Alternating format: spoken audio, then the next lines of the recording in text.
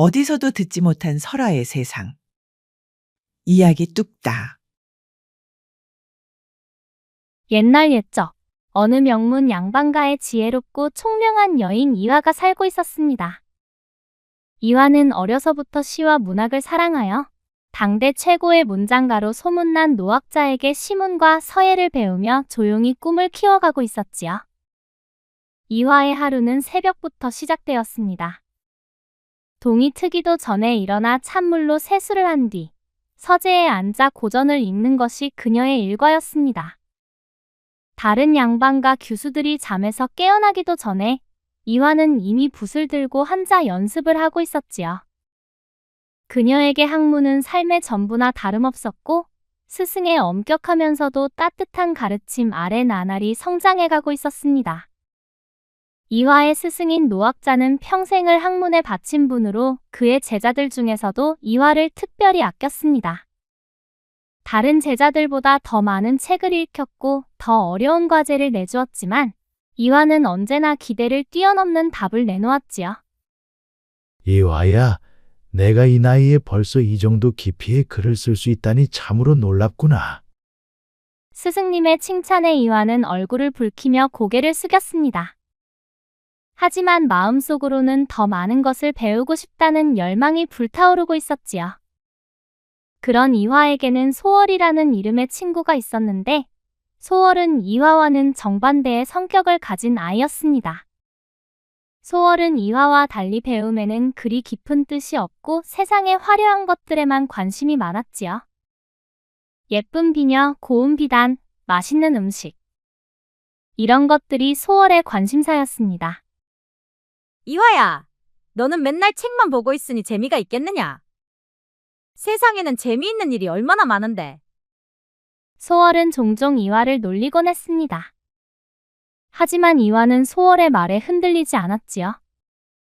다만 가끔씩은 소월이 말하는 재미있는 세상이 어떤 곳일까 궁금하기도 했습니다.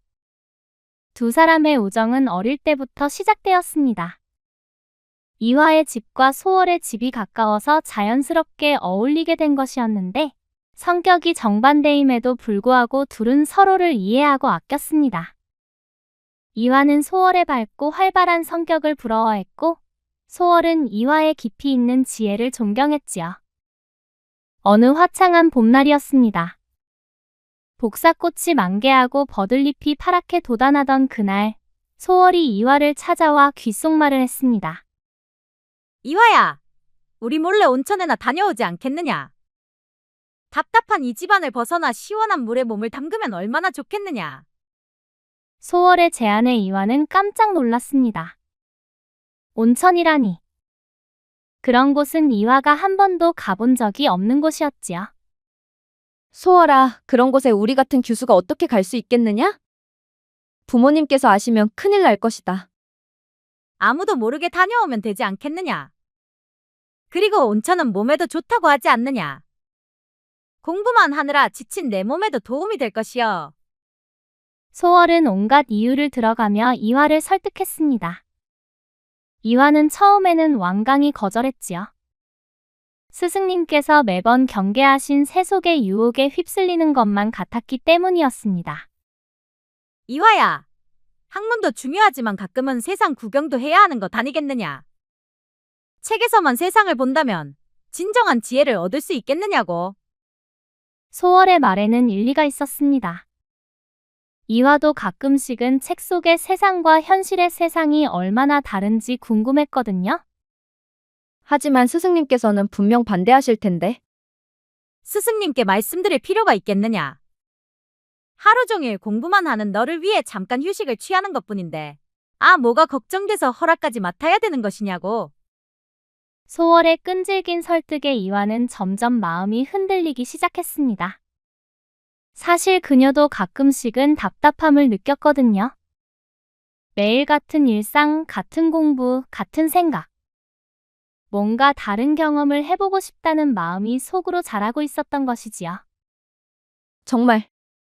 정말 아무도 모르게 다녀올 수 있겠느냐? 물론이다. 내가 다 알아보았으니 그 걱정일랑은 하덜 말 그래. 결국 이화는 소월의 졸음에 못 이겨 동의하고 말았습니다. 둘은 몸종들에게도 알리지 않고 몰래 길을 나섰지요. 온천으로 향하는 길은 멀고도 험했습니다. 평소 가마를 타고 다니던 이화에게는 걸어서 산길을 오르는 것 자체가 새로운 경험이었지요. 처음에는 신기했지만 시간이 지날수록 다리가 아프고 숨이 차기 시작했습니다. 아이고, 일이 힘들 줄 몰랐구나. 이화가 중얼거리자 소월이 퉁명스럽게 대답했습니다. 그러게 내가 가마를 준비하자고 했건만은 네가 눈에 띈다고 거절하지 않았느냐. 굽이굽이 산길을 오르던 중 소월이 또 투덜거리기 시작했습니다. 아이고 힘들구나. 이럴 줄 알았으면 그냥 집에 있을 것을. 천한 것들은 매일 일이 힘든 길을 다니니 어찌 사는지 모르겠다. 소월의 말에 이화는 마음이 불편했습니다. 신분이 천하든 귀하든 모두 같은 사람인데 어찌 저리 함부로 말하는가. 하지만 평소 소월의 성격을 아는 이화는 굳이 타박하지 않았지요. 두 사람이 한참을 걷고 있을 때였습니다. 길가에 쓰러져 있는 한 젊은 청년을 발견했지요. 낡고해진 옷을 입고 있는 것으로 보아머스민 듯했으나 그의 얼굴은 창백했고 온몸은 식은땀으로 축축했습니다. 아이고, 사람이 쓰러져 있구나. 이화가 놀라며 말하자 소월이 급히 말렸습니다. 이화야, 그냥 가자. 괜히 천한 놈에게 엮여봤자 좋을 것 하나 없다. 혹시 병이라도 옮으면 어쩌려고 그러느냐. 소월아, 사람이 위험에 처했는데 어찌 그냥 지나칠 수 있겠느냐? 아, 위험하다고. 우리가 여기서 괜한 일에 휘말리면 집안에 큰 화가 붙을지도 모를 일이란 말이다. 하지만 이화는 소월의 말을 듣지 않았습니다. 그녀는 소월의 손을 뿌리치고 청년에게 다가갔지요. 괜찮으신가요? 혹여 어디가 아프신 건가요? 이화의 다정한 물음에 청년은 겨우 눈을 뜨고 대답했습니다. 길을 가다 그만 발을 헛디뎌 다리를 다쳐서옵니다. 잠시만 쉬면 괜찮을 것 같은데. 청년의 목소리는 힘이 없었지만 그 속에는 교양이 느껴졌습니다. 이화는 이상했지만 지금은 그보다 청년을 돕는 것이 먼저라고 생각했지요. 많이 아프시겠어요. 잠깐만 기다리세요. 이화는 서슴없이 자신의 치마 끝자락을 찢어 청년의 다친 다리를 감싸주었습니다. 그리고 품에 가지고 있던 작은 약초 주머니를 꺼내 상처에 발라주었지요. 이 약초가 상처에 좋다고 하니 발라드리겠습니다. 낭자. 이렇게 천한 소인을 위해 천하고 귀한 것이 어디 있습니까? 모두 같은 하늘 아래 살아가는 사람이 아니겠어요? 이화의 말에 청년은 깊이 감동받는 것 같았습니다. 그는 이화를 바라보며 눈물을 글썽였지요. 잠시 쉬었다 가시면 나으실 겁니다. 세상에 힘들지 않은 삶은 없으니 부디 낙담 마시옵소서. 이화는 그에게 따뜻한 위로의 말까지 건네주었습니다. 청년은 이화의 진심 어린 마음에 깊이 감동하여 고개를 숙였지요. 낭자. 소인에게 베풀어 주신 은혜 평생 잊지 않겠사옵니다. 은혜라 하실 것 없어요. 당연한 일을 했을 뿐입니다. 청년의 말에 이화는 엷은 미소를 지으며 자리에서 일어났습니다. 소월은 여전히 불만스러운 표정이었지만 이화는 마음이 한결 가벼워졌지요. 이화야, 정말 답답하구나. 괜히 시간만 낭비했다. 소월아, 남을 도우는 것이 시간 낭비라고 생각하느냐? 그런 게 아니라 우리가 지금 뭐하러 가는지 잊었느냐? 소월은 여전히 불만스러워했지만 이화는 개의치 않았습니다. 오히려 좋은 일을 했다는 기분의 발걸음이 더욱 가벼워졌지요.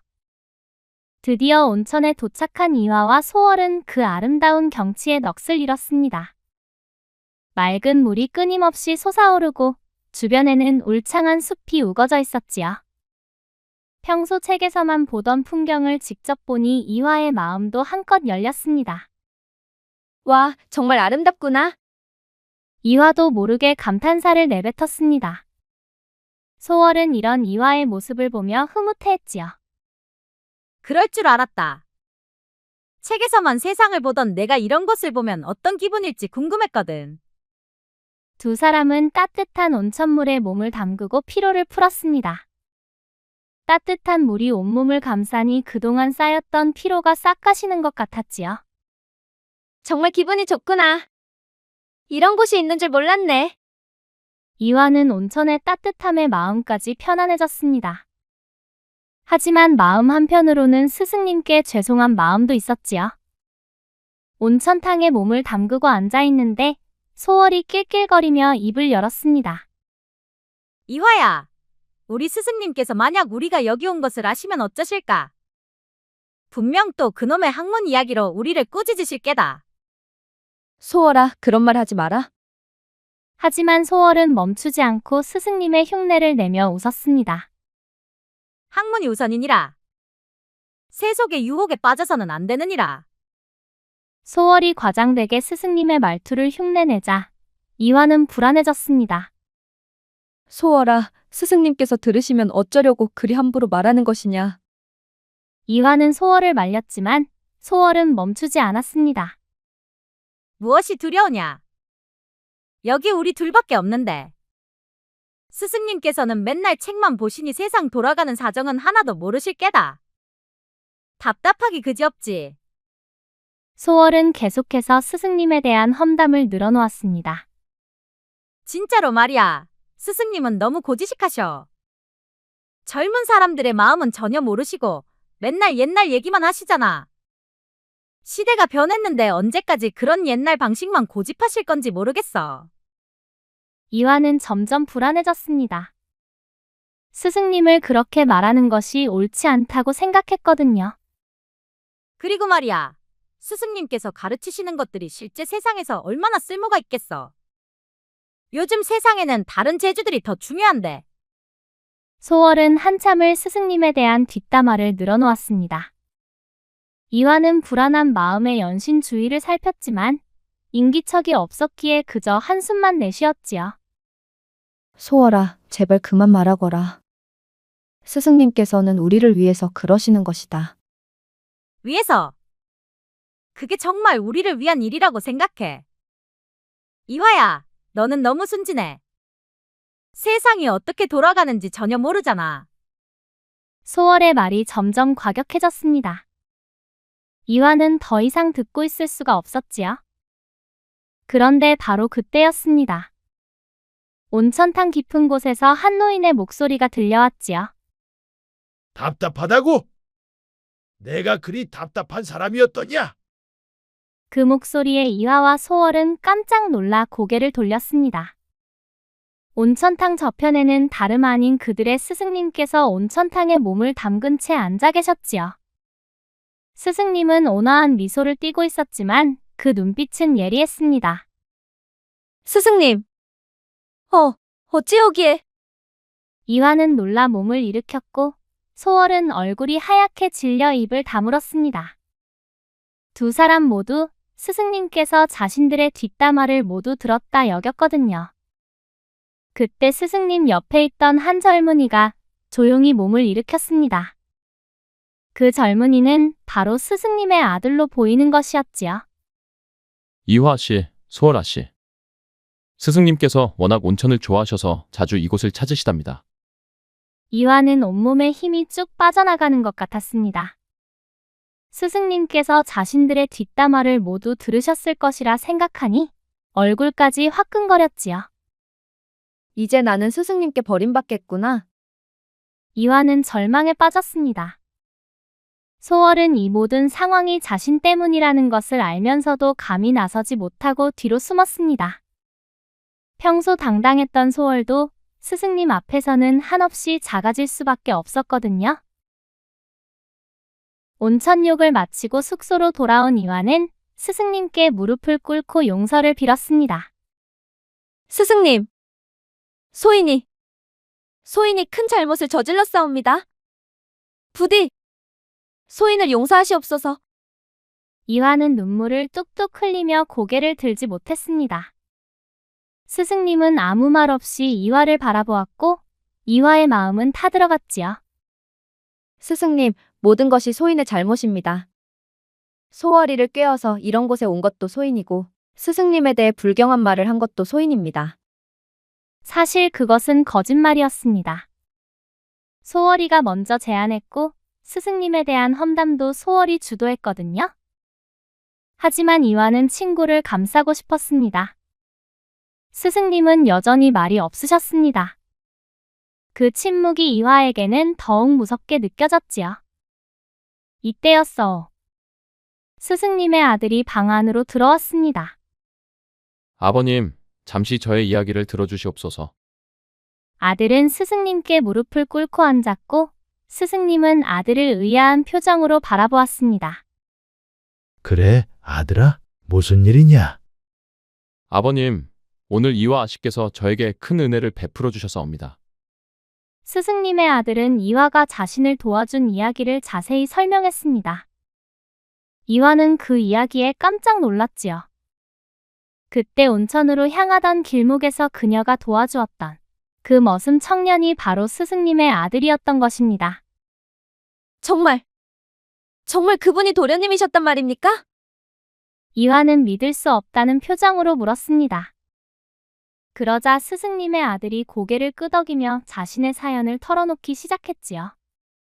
알고 보니 스승님의 아들은 몇 년 전 정치적 사건에 휘말려 한양을 떠나야만 했던 것이었습니다. 그는 자신의 신분을 감추기 위해 머슴으로 변장하고 살아왔던 것이지요. 몇 년 전 아버님의 정적들이 우리 집안을 모함하여 큰 위기에 처했습니다.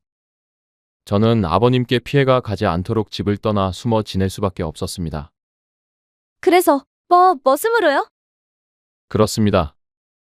신분을 감추기 위해서는 그 방법밖에 없었거든요. 하지만 오늘 이화 씨를 만나면서 큰 감동을 받았습니다. 스승님의 아들은 계속해서 그날의 일을 설명했습니다. 아씨께서는 제가 머슴인 줄 알면서도 전혀 천하게 여기지 않으셨습니다. 오히려 진심으로 걱정해 주시고 도와주셨지요. 그런 따뜻한 마음씨를 가진 분을 본 것은 처음이었습니다. 이화는 그제야 자신이 얼마나 좋은 일을 한 것인지 깨달았습니다. 그리고 동시에 자신의 작은 행동이 이렇게 큰 의미가 될 수 있다는 것도 알게 되었지요.